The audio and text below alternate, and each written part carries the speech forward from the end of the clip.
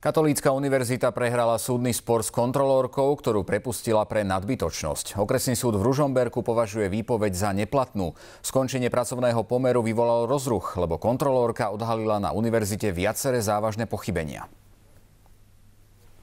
Marta Bočeková upozornila ako kontrolórka na viaceré závažné zlyhania svojho zamestnávateľa. Krátko na to dostala výpoveď. Začiatkom roka po zmene vedenia Katolíckej univerzity už vraj bola nadbytočná.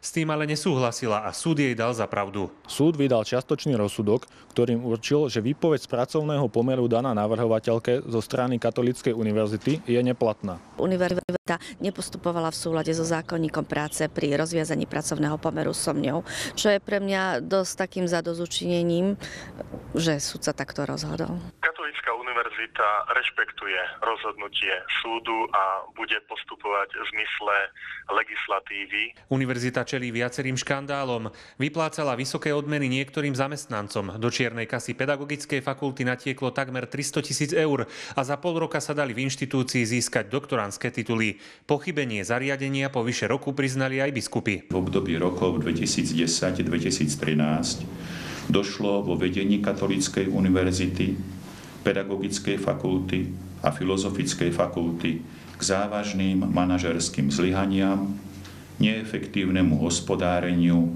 a konaniu v rozpore s dobrými mravmi. Cítili ste možno, že ste dostali tú výpoveď aj kvôli tomu, čo odhalila vnútorná kontrola na univerzite za vášho pôsobenia? Myslím si, že to s tým úzko súvisí. Dôvodom neboli žiadne bočné úmysly alebo nespokojnosť s prácou, ale čisto tieto ekonomické dôvody, ktoré nás prinútili prijať tieto úsporné opatrenia. Okresný súd v Ružomberku ešte určí pre prepustenú kontrolórku finančnú kompenzáciu za ušlú mzdu. Otázkou zostáva, či sa na svoje pôvodné pracovné miesto ešte vráti. Katolícka univerzita síce rozhodnutie súdu rešpektuje, ale na druhej strane nevylučuje, že sa voči rozsudku odvolá. Najskôr sa musí poradiť so svojím advokátom. Peter Revús z Teatry.